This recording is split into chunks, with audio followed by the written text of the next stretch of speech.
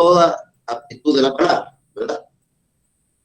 Estudian todo, todo en materia completa, ¿verdad? Sin ninguna característica. Ese tampoco lo vamos nosotros a poderlos tomar en cuenta, porque nosotros no, en todo el ámbito de la palabra social, no lo podemos estudiar, ¿verdad? Y vamos a la última división, el cual sería los que la denominan conforme a su esencia o contenido. Este es lo que nosotros vamos a estudiar en nuestro curso. El número 3, los que lo denominan conforme a su esencia y contenido. Puede ser llamado procedimiento laboral o procedimiento de trabajo, pero originalmente lo vamos a tratar como derecho procesal del trabajo o derecho procesal laboral, ¿verdad? ¿Por qué vamos a decirle que sí vamos a estudiar eso? ¿Qué es lo que estudia esta rama o esta división? Se refiere a problemas laborales individuales o colectivos, y porque el vocablo trabajo acepta con más amplitud la rama del objeto de estudio. O sea que la palabra laboral es lo que nosotros estaríamos, compañeros, trabajando, o lo que nosotros sería nuestro enfoque a lo que nosotros vamos a estudiar. Entonces, con las 3 divisiones de estudio que se hacen, compañeros, la número 3 es la que nosotros vamos a adoptar, ¿verdad? Estas serían las nociones del derecho de trabajo, en el cual los estudiosos los dividen en 3, como habíamos establecido. La número 1, que es derecho procesal obrero, derecho procesal industrial. La número 2, que sería el derecho procesal social. El número 3, que sería el derecho procesal del trabajo, que nosotros estaríamos estudiando, ¿verdad? Vamos a continuar, compañeros. La clasificación, compañeros, vamos a la clasificación del derecho del trabajo. El derecho procesal del trabajo se clasifica en 2 ramas.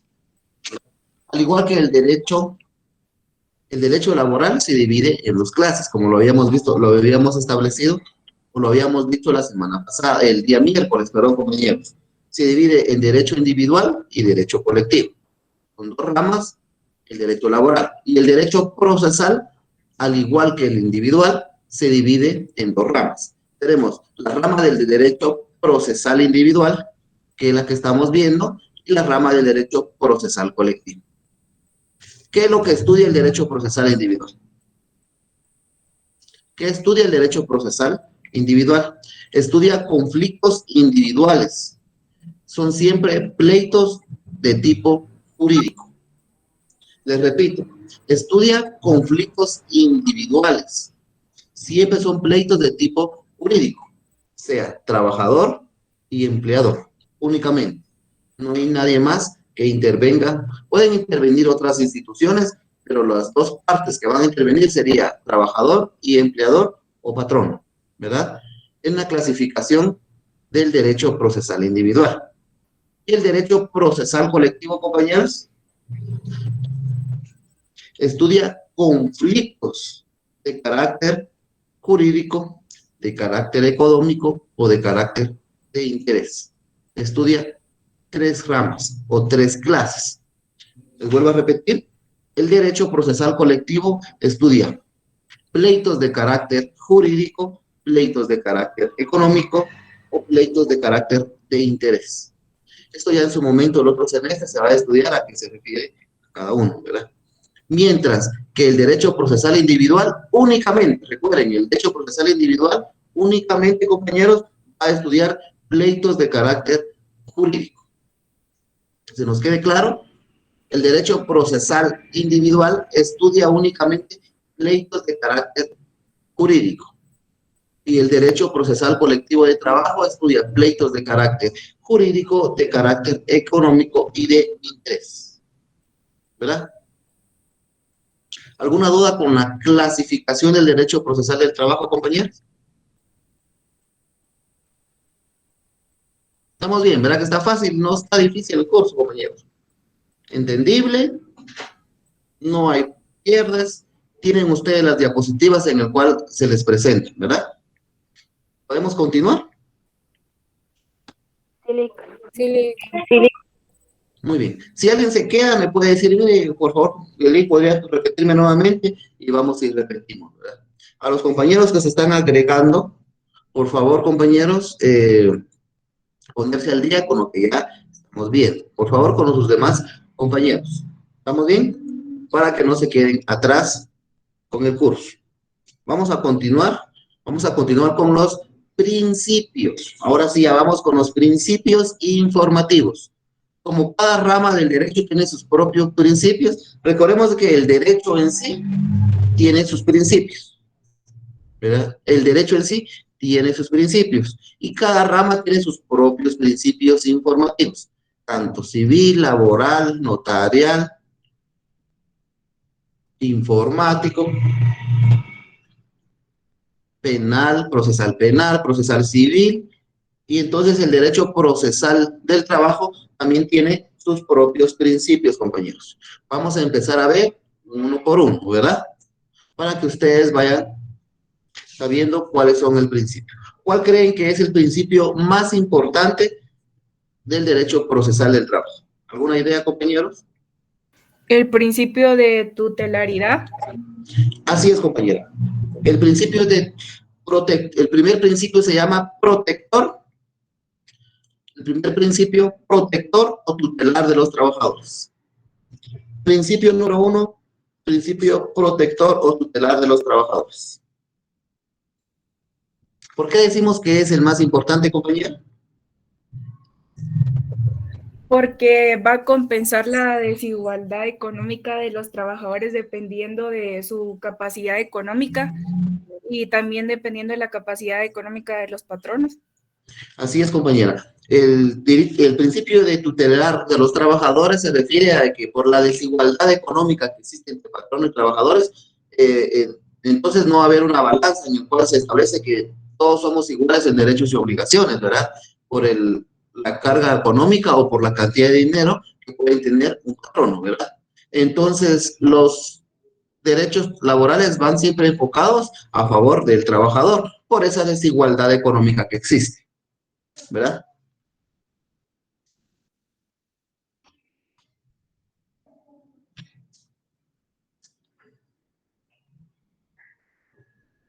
Muy bien, vamos con los principios, ¿verdad? Principio número, ahí mis compañeros en mi diapositiva me hizo falta el primer principio que estábamos viendo ahorita. Principio protector o tutelar de los trabajadores. Dice que este principio no va a frustrar el principio de igualdad. Recordemos que en el derecho común, el principio de igualdad es de que todos somos iguales en derechos y obligaciones, ¿verdad? Pero en derecho laboral, por la desigualdad económica que existe, entonces vamos a tratar de que el patrón y el trabajador estén como en una balanza, iguales, ¿verdad? Es por eso que los derechos van más enfocados al trabajador. Muy bien, si quisieran ir anotando lo más importante, es, este principio funciona a favor del obrero.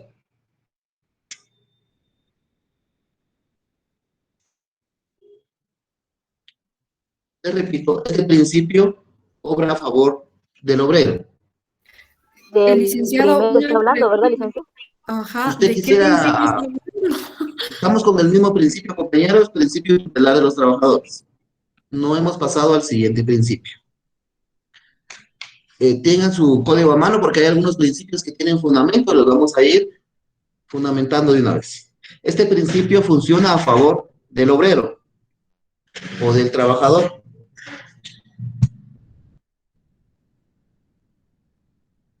ya que una vez, equiparadas las partes,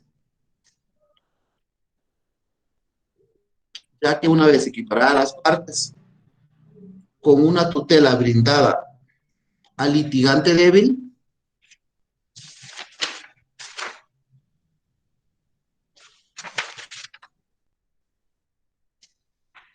ya que una vez equiparadas las partes con una tutela brindada al litigante débil, sí es posible hablar de igualdad en derechos. Sí es posible de hablar de igualdad en derechos, ¿verdad?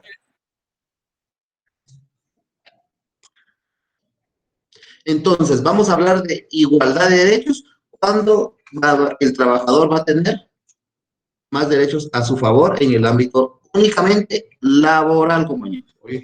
Laboral. En penal, ustedes se han dado cuenta que hay algún principio que va a favor de alguna de las partes. ¿Se recuerdan ustedes de algún principio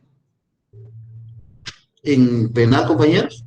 Porque hay algún principio también que ¿De va... publicidad?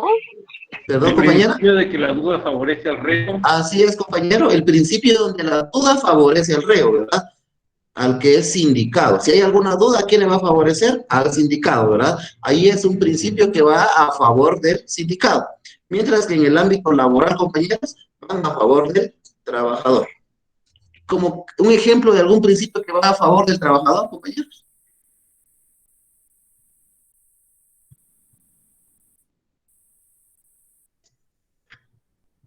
Bueno, si no El hay... principio de irrenunciabilidad. compañero, un principio, ese es otro principio de irrenunciabilidad. Un ejemplo, compañeros, de que va a favor del trabajador, un ejemplo es de quién debe quién debe de aportar la prueba de la carga de las pruebas, quién debe aportar las pruebas, quién es el que debe decir si es cierto o no es cierto lo que el trabajador dice. El patrono, ¿verdad? ¿Cómo va a demostrar el patrono de que el trabajador dice que tiene 7 años de haber laborado? ¿Quién es el único que lo va a probar? El patrono, ¿verdad? Pues ellos deben de aportar la carga de la prueba. Vamos con fundamentos de el principio protector o tutelar de los trabajadores.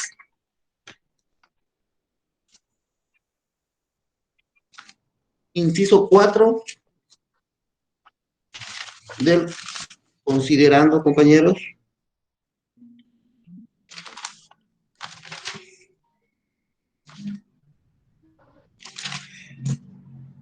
Inciso A del cuarto considerando, compañeros. El fundamento, inciso A.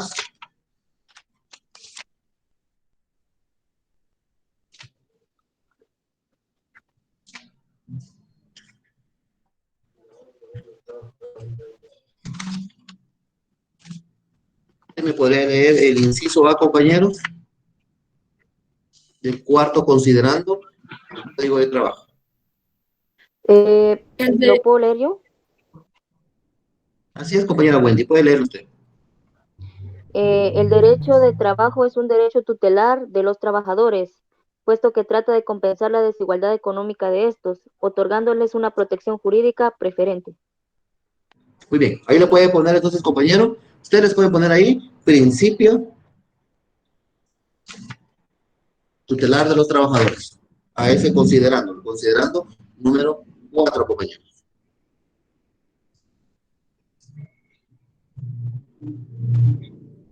¿Cuál es el fundamento de la tutelaridad de los trabajadores, compañeros? Inciso A del considerando 4 del Código de Trabajo.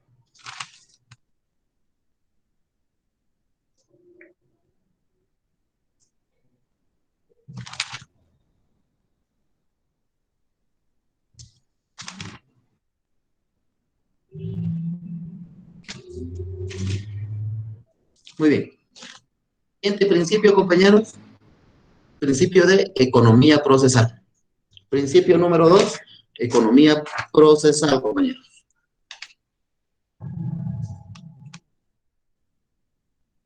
¿Alguna idea de qué nos referimos con la economía procesal?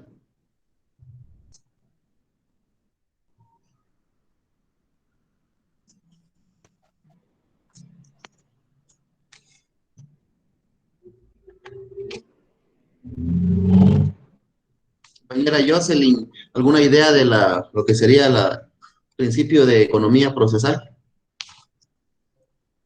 No, licenciado. Licenciado, disculpe, tal vez sería que tendría que ser así, pero tal vez en la práctica no se da, de que todos tendríamos que tener derecho a llevar un proceso sin gastar en ello, ¿verdad? Pues vamos más o menos, compañero. El principio de economía procesal es entendida en toda su manifestación, o sea que debe haber celeridad, rapidez del juicio. ¿verdad? Eso quiere decir economía, que debe haber celeridad y rapidez, y hasta en cierto caso, una gratitud, que quiere decir algo económico en el proceso, ¿verdad? Nos referimos al principio de economía procesal, que debe haber celeridad y rapidez en el proceso. Y hasta una gratitud quiere decir algo no muy caro en la sustanciación. Eso quiere decir que en los órganos jurisdiccionales nos van a cobrar, ¿verdad?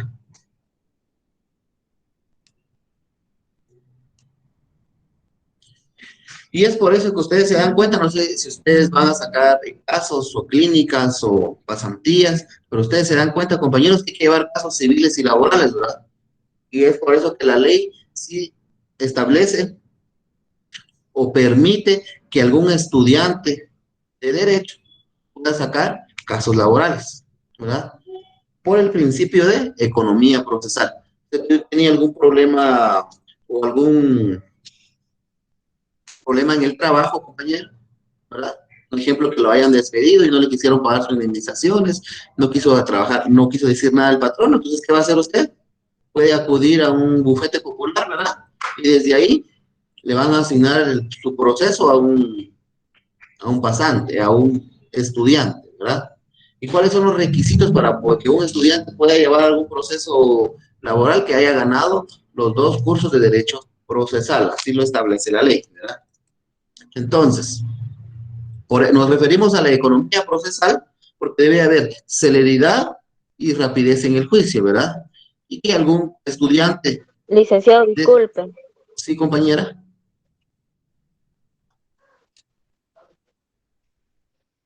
dígame, compañera. Fíjese que no sé si es mi internet o el suyo, pero sí no se le entiende nada porque se está trabando mucho.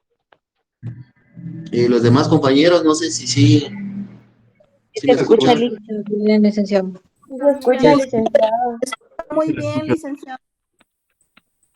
Tal vez, compañera, el lugar donde usted se encuentra ubicada no puede cambiarse de lugar, porque a veces el internet es como que inestable, ¿verdad?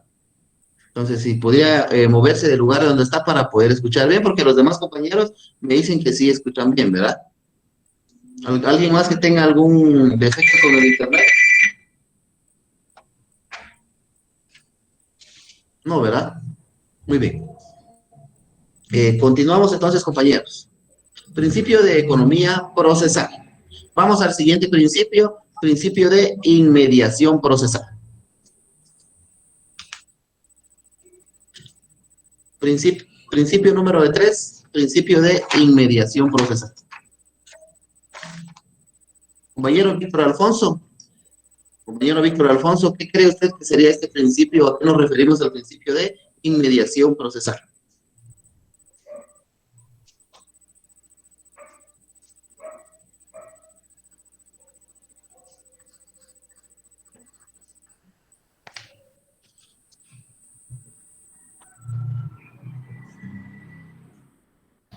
Quizá podría ser el conocimiento que podría llegar a tener el juez sobre las ambas partes. Compañera Jocelyn, ¿qué cree usted? Ahí vamos más o menos encaminándonos, compañero. ¿Qué cree usted que se refiere al principio de inmediación procesal? Debe de actuar con equidad hacia ambas partes.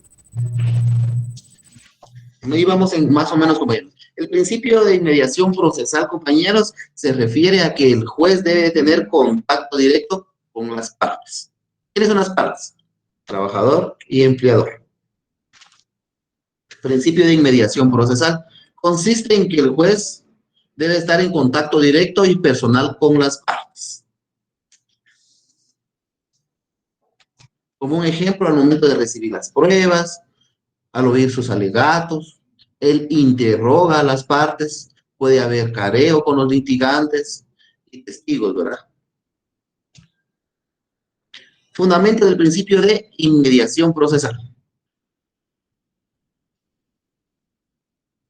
Artículo 321 del Código de Trabajo. Vamos al artículo 321, compañeros.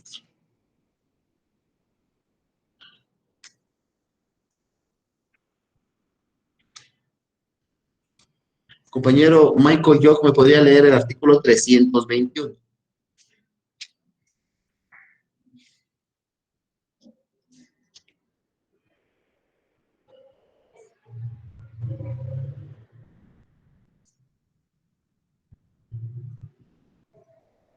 ¿321? Así es, por favor, solo el primer párrafo, compañero. El procedimiento en todos los juicios de trabajo y previsión social es oral, actuado e impulsado de oficio por los tribunales. Consecuentemente, es indispensable la permanencia del juez en el tribunal durante la práctica de todas las diligencias de la prueba. Muy bien, De prueba. específicamente a este principio sería acá donde dice, es indispensable la permanencia del juez en el tribunal. ¿Verdad, compañeros? Entonces, el primer fundamento sería el artículo 321 del principio de inmediación procesal. ¿Qué es la inmediación procesal? Es que el juez debe tener contacto directo con ambas partes. Debe estar siempre en todas las diligencias. ¿Verdad? Entonces, a esto nos referimos del principio de inmediación procesal.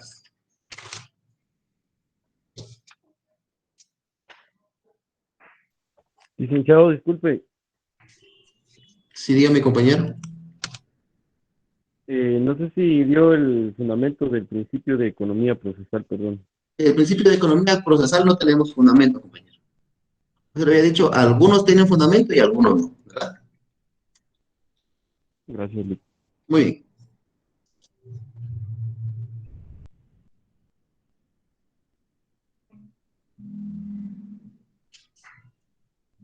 Vamos, otro fundamento del principio de inmediación procesal, artículo 349. Vamos únicamente al primer párrafo. Artículo 349. Compañera Alejandra Porras, ¿me podría leer el artículo 349, el primer párrafo? Claro que sí, licenciado, ahorita voy. Cuando haya que recibir declaraciones de testigos fuera de la localidad donde tenga su asiento el tribunal, el juez, después de contestada la demanda y con audiencia de la parte contraria, haciéndole saber el día y la hora de la diligencia, podrá comisionar a otro de igual o inferior categoría, aunque no sea de la jurisdicción privativa de trabajo.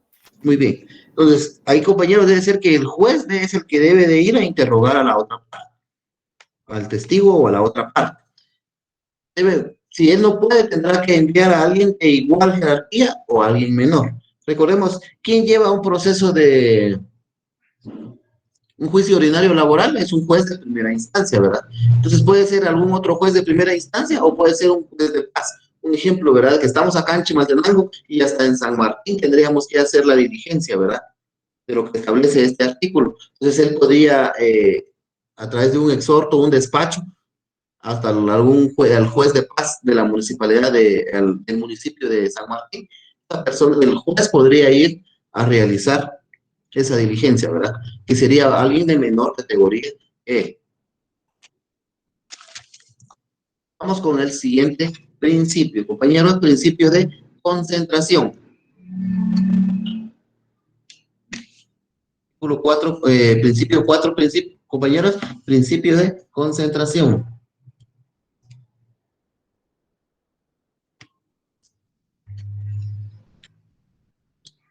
Principio número 4, principio de concentración.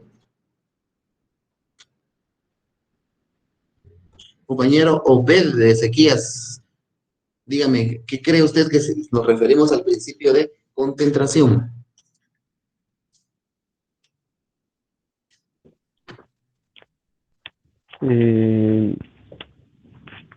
Considero, Luis, que es que todas las pruebas tienen que ser expuestas en una sola audiencia. Pues no necesariamente solo las pruebas, compañero. El principio de concentración, compañeros, es el que se refiere a que debe realizarse el mayor número de actos en el menor número de audiencias. Principio de concentración. Es el principio a que se refiere de que deben realizarse el mayor número de actos procesales en el menor número de audiencias.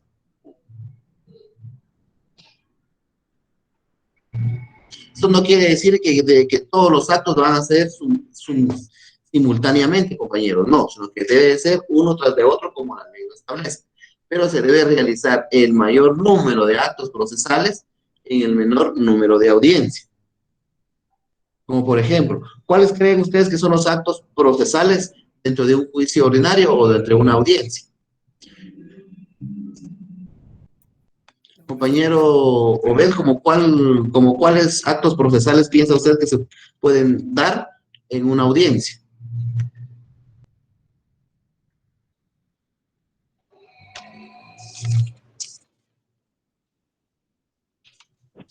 No tengo idea, Lick, perdón. Muy bien. El mayor número de actos, como en un acto procesal puede ser el primer escrito, la demanda. Ese es un acto procesal que realizamos al momento de interponer esa demanda. Puede ser también el momento de contestar la demanda, es otro acto procesal, ¿verdad? La reconvención es otro acto procesal. ¿Saben ustedes qué es la reconvención, compañeros? ¿Alguna idea de qué es la reconvención? No, Nancy, ¿no la escuché, compañera? no tenía idea, Lick. No tenía idea. Israel, Pinol, dígame una idea de qué es qué es la reconvención. Recuerdo la contrademanda, Lick. Así es, la reconvención es la contrademanda. Quiere decir de que Juan demandó a María y María en el mismo proceso demandó a Juan nuevamente. Es como una cadenita. Este demanda a este y este vuelve a demandar, es como un círculo. En la reconvención, el demandado se convierte en demandante y el demandante en demandado, ¿verdad? Ese sería un acto procesal, sería la reconvención. Otro acto procesal podría ser la presentación o planteamiento de excepciones, ¿verdad? Es otro acto procesal. La conciliación que se da es otro acto procesal. La recepción de pruebas que hace el juez es otro acto procesal, ¿verdad? Entonces, todos esos actos procesales, compañeros, se deben realizar en el menor número de audiencias. Ya cuando vayamos a ver el juicio, vamos a ver cuántas audiencias máximas se pueden dar en el juicio ordinario laboral. Ustedes pueden apuntar, compañeros, como fundamento de los principios de concentración, les voy a dar varios artículos. Ustedes los pueden verificar, que sería como la demanda, la contestación de la demanda, la reconvención, la contestación, la presentación de excepciones, las clases de excepciones. Vamos con el artículo 335 del código, todo del Código de Trabajo ahorita, compañeros. Artículo 335, 338, 340, 342, 343, 346 y 353.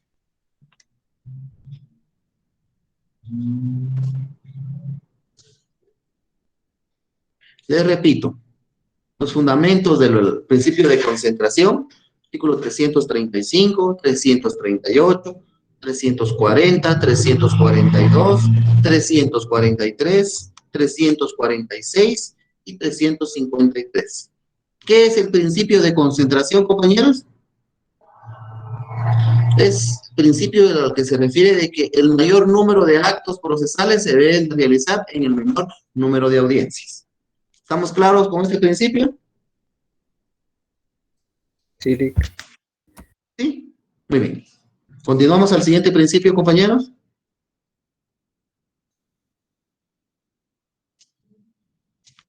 Principio procesal de oficio. Principio número 5, principio procesal de oficio.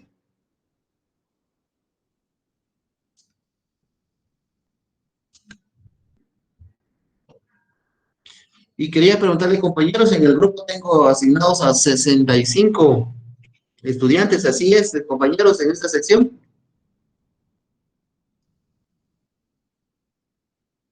Licenciado, aún no nos hemos asignado, pero asumimos que somos 65. Ah, muy bien, compañeros. ¿Está bien? Cuando vayan a hacer las asignaciones, si alguno no se puede asignar, compañeros, porque he tenido en otros años que hay compañeros que vienen de traslado y no pueden asignarse porque tienen que realizar ciertos requisitos. Pero sí pueden llevar el curso, pero necesito que me digan para poderlos tomar en cuenta, ¿verdad? Porque eso deben de realizar actas diferentes a todos los compañeros que sí están asignados. Cuando se vayan a asignarse, compañeros, entonces los que no se vayan a asignar, me hace el favor de avisar. Principio número 5, principio procesal de oficio. ¿Creen ustedes de que el proceso de juicio ordinario laboral es de oficio o no es de oficio?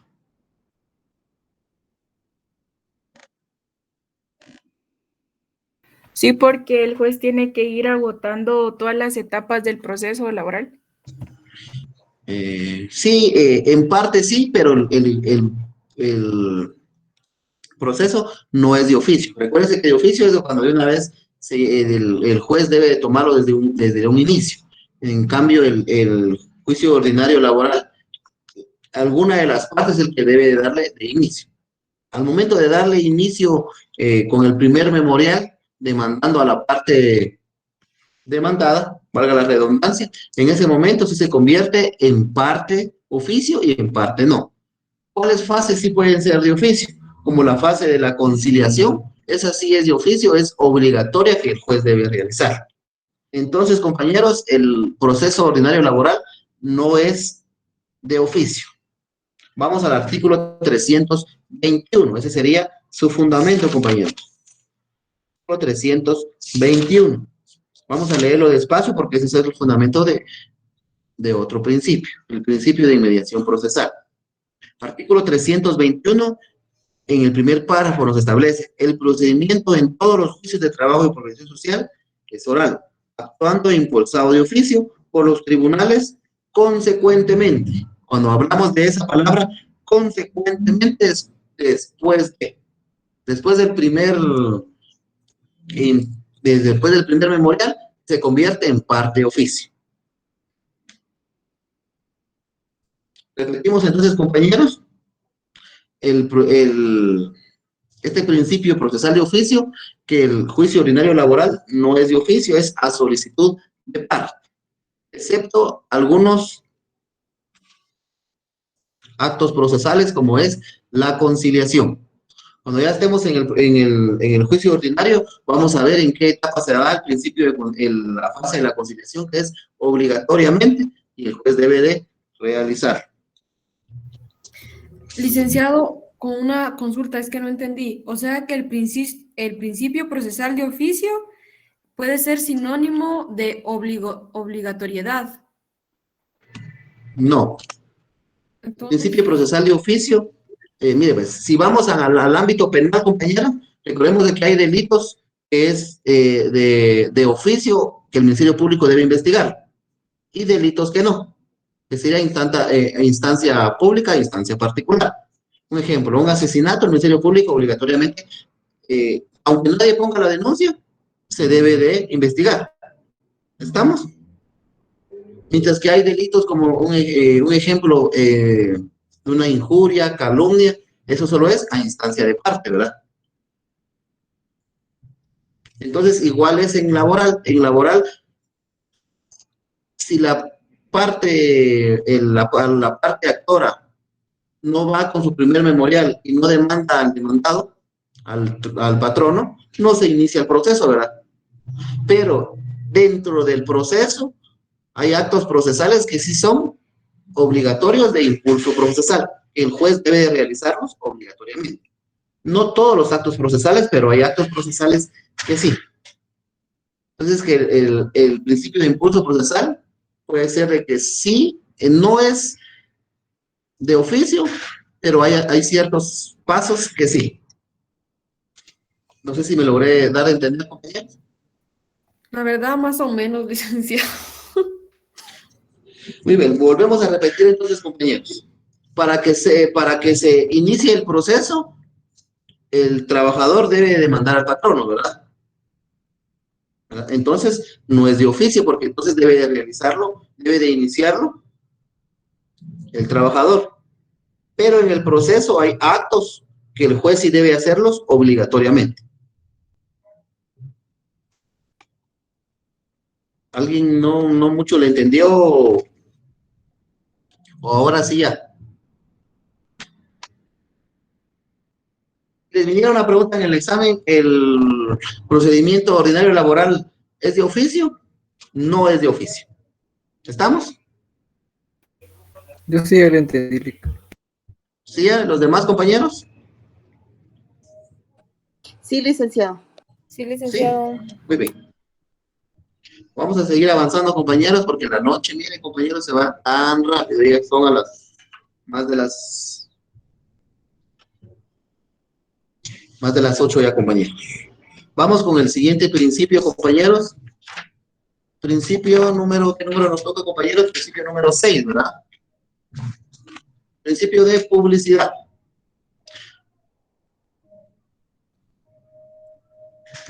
¿A qué creen ustedes que se refiere el principio de publicidad?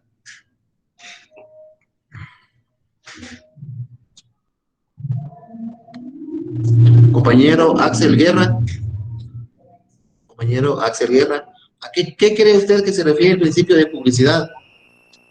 Buenas noches, licenciado. Este principio está dirigido a que sea garantizada la transparencia, la imparcialidad y la rectitud al momento de administrar justicia. Pues ahí vamos más o menos, compañero. Principio de publicidad, compañero, se refiere de que todas las partes y hasta terceras personas pueden presenciar las diligencias, examinar autos o escritos, excepto los que se merecen reserva. Quiere decir de que el juez no puede decir, no se lo puedo mostrar solo a usted y a la otra parte no, ¿verdad? Entonces, el principio de publicidad es que todos los actos deben ser públicos, ¿verdad? Usted quiere ir y solicitar al juez la prueba que aportó la otra parte, el juez tiene la obligación de presentarle alguna fotocopia si es algún documento, ¿verdad? Pues el principio de publicidad es que todos los actos deben ser públicos para las partes y hasta terceras personas que pueden estar involucradas en el proceso. No directamente como parte del proceso, pero sí que tengan algún interés en el proceso. Se merecen, hay excepciones, ¿verdad? Que hay procesos que sí no se pueden dar, no se pueden estar ventilando, ¿verdad? A las partes, entonces ahí sí hay excepción, ¿verdad? Ahí nos referimos al principio de publicidad de que todos los actos deben de ser públicos para las partes. Principio número 7. ¿Quedamos claros con el principio de publicidad, compañeros? De que todos los actos deben ser públicos para las partes. ¿No tiene fundamento legal, Lic? Este no tiene fundamento legal, compañero. El siguiente principio de oralidad. Con el principio de publicidad, ¿estamos bien, compañeros? Sí, no hay mayor cosa, ¿verdad? Vamos al principio de oro. ¿Perdón, compañeros? Sí, está claro, Lic. Muy bien, está claro, ¿verdad? Vamos al artículo, principio de oralidad. Compañera Cindy Gabriela, ¿a qué cree usted que se refiere el principio de oralidad? Más que todo se trata de los actos que se realizan oralmente durante el debate de la audiencia. Así es, compañeros, en parte, pero también recordemos de que la demanda puede ser entablada oralmente. El principio de oralidad se refiere que la iniciación y la sustanciación del proceso debe hacerse en forma predominantemente oral. No quiere decir de que todo sea oral, pero debe predominar la oralidad.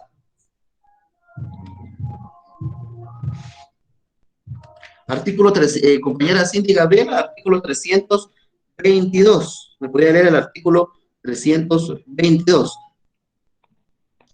A ese artículo, compañero, le pueden poner como epígrafe demanda oral.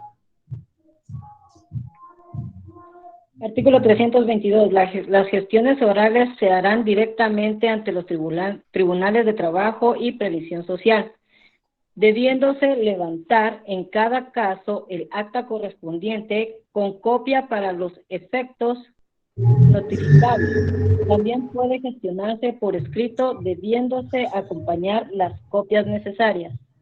Muy bien. Entonces, en ese artículo pueden ponerle ustedes, compañeros, demanda oral, como quieran. Demanda oral, artículo 322.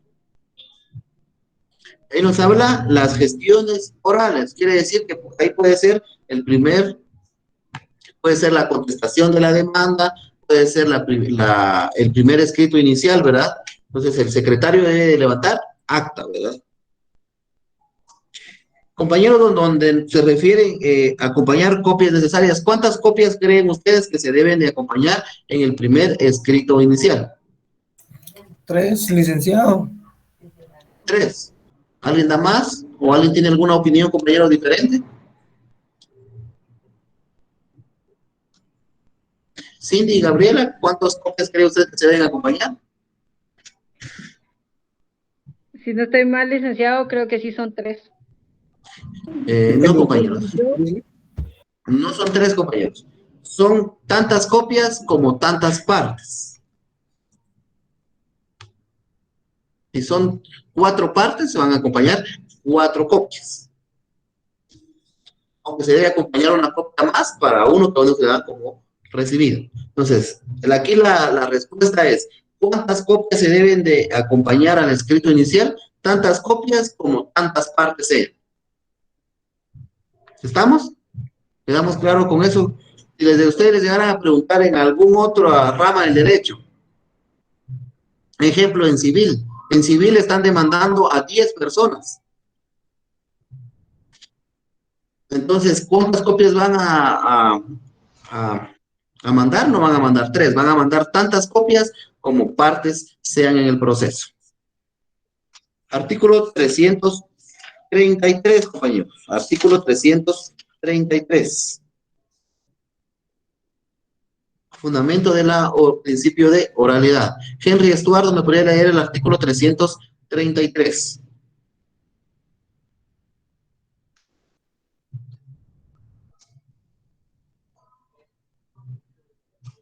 Buenas noches, licenciado. Buenas Si noches, la compañero. demanda se interpone oralmente, el juez debe levantar acta ajustándose a las exigencias del artículo anterior.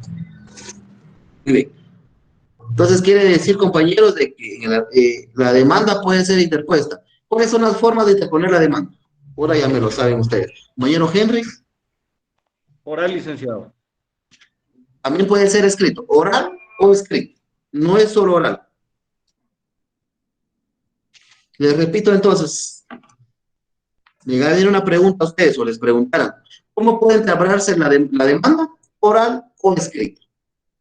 Únicamente, no hay otras dos formas que oral o escrito. Si usted lo interpone por escrito, se debe de enviar tantas copias como partes sean posibles, ¿verdad? Y debe de llevar todos los requisitos del artículo 332, ¿verdad? Y si usted lo interpone oralmente, debe de llevar todos los requisitos oralmente, ¿verdad? Ante el juez del artículo 332. Si usted omite algún requisito del artículo 332, el juez le va a decir de que no está bien su demanda. ¿Alguna duda con el principio de oralidad, compañeros? Sí, licenciado, solo duda con los artículos que dijo. Dijo el 322 Y 333. Ok, y después dijo, formas de mostrar una demanda es oral y escrito. Escrito Así debe es. llevar el artículo No, formas 332. de mostrarlo, formas de entablar una demanda. Ok, de entablar una demanda dijo oral y escrito. Y con el escrito va el artículo 332. El escrito debe llevar los requisitos del artículo 332. Así Ok, es. ok. Bueno, gracias. Muy bien. Vamos con el último principio de esta noche, compañeros. El resto lo dejamos para el día miércoles. ¿Les parece, compañeros? Perfecto, listo. El último principio que vamos a ver esta noche sería el principio de Nancy Escobar, ¿ya me escucha, compañera? Ya se le oye mejor su... Sí, licenciado, sí escucho, ¿me escucha usted? Así es, compañera. Muy bien, vamos con el último principio, compañeros. Yo sé que ha sido una semana cansada para todos, ¿verdad? Al menos para mí sí ha sido una semana dura, pero aquí estamos trabajando y ustedes recibiendo clases, ¿verdad? Algunos todavía trabajamos mañana y algunos descansan ya el día de mañana. Entonces, vamos a ver el último principio para que ustedes puedan descansar e ir a cenar. ¿Les parece o hasta las 9? ¿Qué dicen ustedes? Vamos a comer, tengo hambre. Excelente, Lic. Muy bien. Vamos a traer el último principio, pues, compañeros, y ahí les tomo asistencia.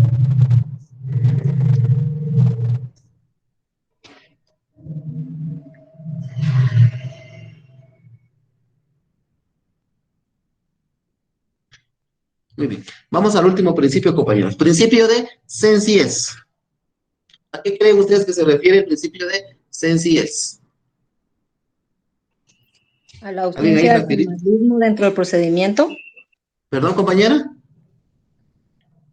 Nos No le referimos escuché, compañera. a la ausencia del formalismo dentro de un procedimiento.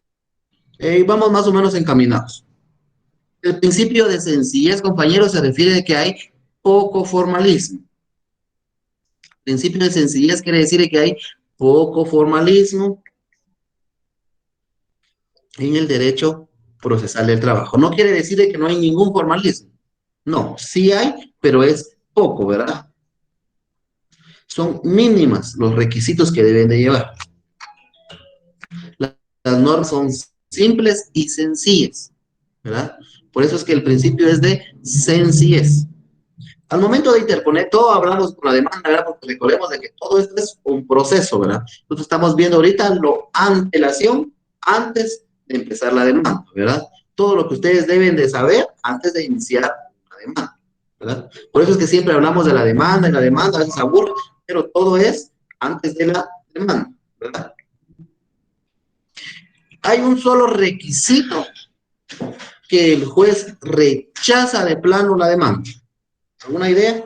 Todos los demás se pueden subsanar, pero un solo requisito no es subsanable.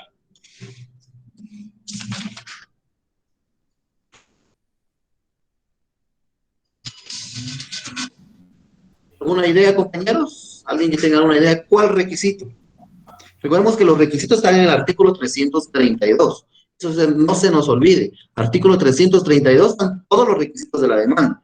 Si la demanda es oral, debemos cumplir con todos esos requisitos. Si la demanda es por escrito, debemos cumplir todos esos requisitos.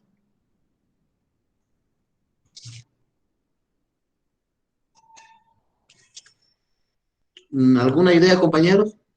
¿Podría ser la falta de los requisitos? Perdón, compañera, no le escuché nuevamente. ¿Podría ser la falta de los requisitos o de algún No, requisito? compañera. No, un requisito nada más, con un requisito es que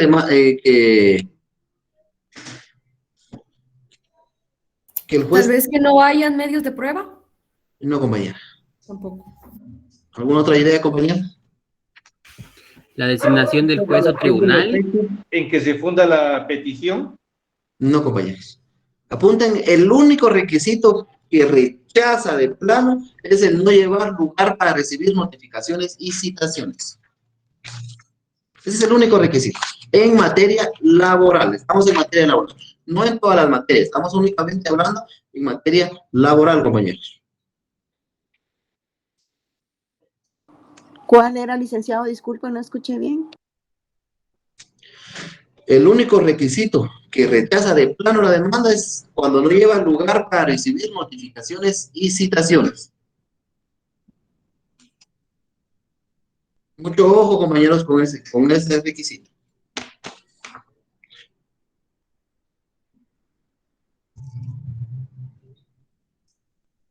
Si no lleva prueba, el juez puede mandarle y solicitarle que incorpore las pruebas.